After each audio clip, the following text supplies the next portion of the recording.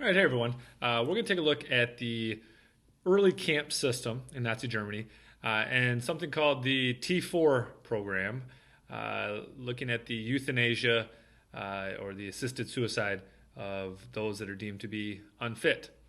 So, today we're going to look at the first camps. Okay, now it's important to notice that there's a difference between concentration camps and death camps. So we'll get to the death camps later in this class when you think of Auschwitz and Belzec and Treblinka. Now, these concentration camps that we're looking at are mostly slave labor camps, okay, forced labor camps. So the ones that we're going to look at today, Ravensbruck and Mauthausen and Dachau. But first, how do these labor camps come to be? Okay, so to start, they use them as a way to have slave labor, as I just mentioned. Okay, and as the World War II continues to go, they need more labor for the war effort. So they're just going to keep on using these labor camps as a form of slave labor. Okay, it's cheap, and you can just keep on, replacing them. Okay, as people die. Okay, so the conditions in these camps. All right, generally, the people are working in the camps, and then a lot of these camps are right next to factories or quarries or mines or something that's for the war effort. Okay, so the SS guards who are in charge, okay, are trained to be to dehumanize the prisoners. Okay, you get a small piece of bread, maybe something that's supposed to be like soup. Okay, you're living on very few calories, and then you're just basically working all day, every day. Okay, now again, kind of like when we looked at the police state, how are these camps organized? So in the camps, there are these prisoners who are known as Capos. Okay. And they are basically prisoners who have authority over other prisoners. Okay, and they have generally they are designated. They'll have an armband. They get a whip. They get a club. They get a little bit more extra food.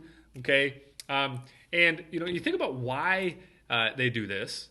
Okay, and really, it's a way to control the other prisoners. Okay, so if I am a prison guard and I put one person in charge as a capo and I give him a bat and I say you have to keep those 50 people in line. Okay, now I only have to worry about keeping this one capo prisoner in line, and he has a vested interest because he wants to keep that status. So it's this system again of dehumanization. Most of these people are criminals, communists, kind of the rougher inmates. Okay, so you can see, you have the guard, and then you have the capo, who is another prisoner, kind of doing a lot of the dirty work. Okay, so again, it's a system of dehumanization as a way to control the inmates. All right. So the first camp we're going to look at, Dachau, first created 1933, right when Hitler comes to power. Heinrich Himmler, the leader of the SS, creates this camp as a sole purpose of being a slave labor camp. So it's in the southern part of Germany by Munich. And with this camp, and again, you can see the pictures, the first ones arrive. It's supposed to have about 5,000 prisoners at a time. At liberation, they're, at the end of the war, there's 30,000. So again, you think of the crowded, packed, starving populations that are there. Okay, through registration numbers, they look at about 200,000 prisoners went through the system. Okay, and about 50,000, died at the camp. Okay, so again, a lot of these they'll put them in, they'll work them. They'll ship them to another camp. It's all where the labor is needed. It's a slave labor system. Okay, so the first people there, again, not Jews, political prisoners. Okay, criminals, homosexuals, Jehovah's Witnesses. Okay, people that are considered problematic. All right, so the registration tags. Whether you're we talked about this the other day. Homosexuals have the pink triangle. Jehovah's Witnesses the Jewish star.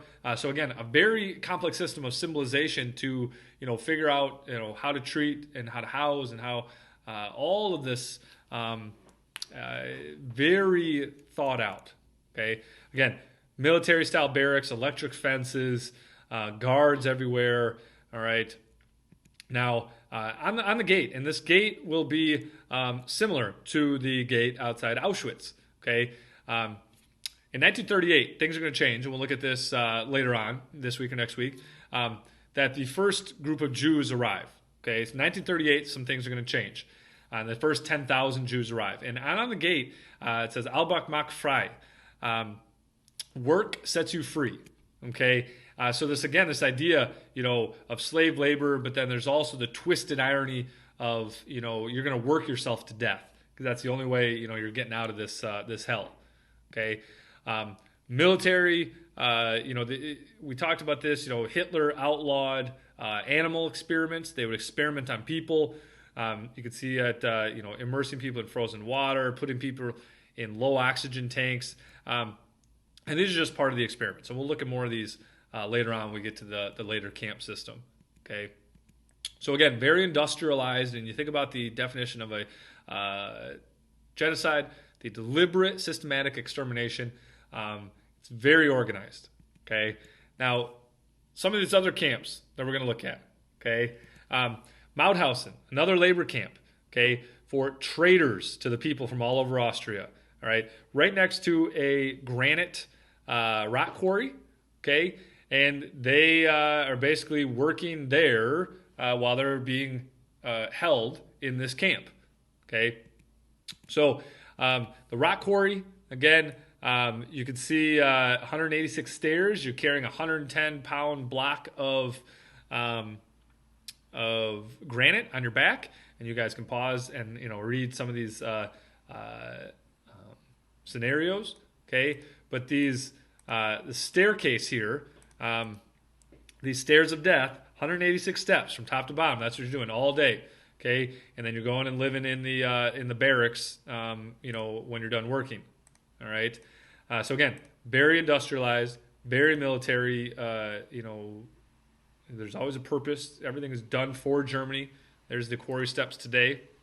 Ravensbruck, the largest women's only concentration camp in Germany. Okay, you have female guards.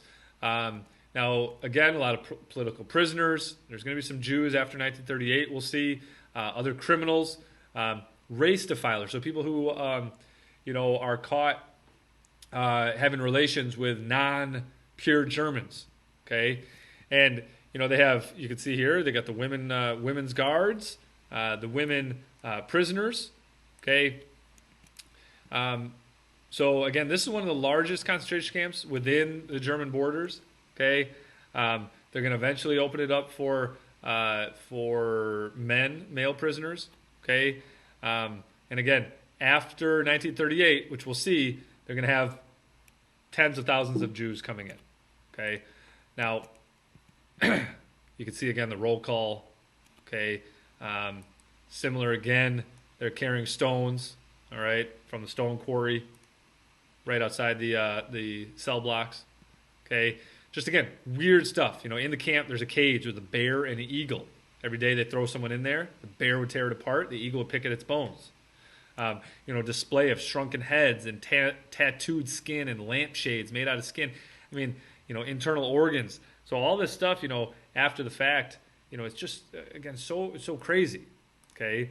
So crazy. I mean, this is one of these camp overseers.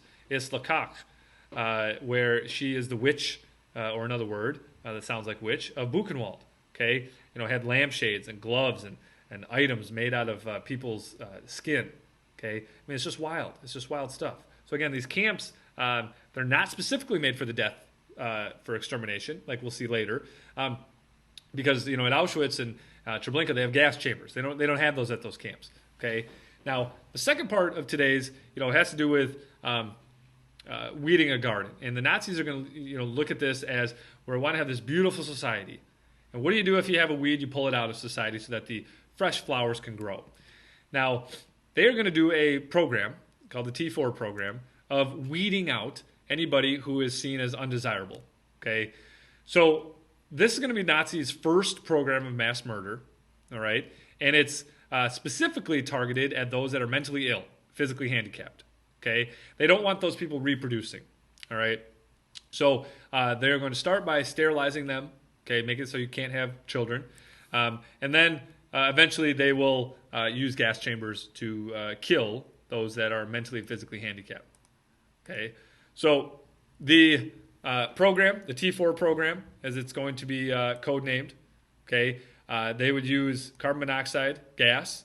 All right, they would come into these centers, okay, and they would be disinfected and they would be, inspected and then put into these gas chambers to be murdered. Okay, again, here's one inside Germany. Okay, and again, it's just important to realize, and we looked at this, the other day.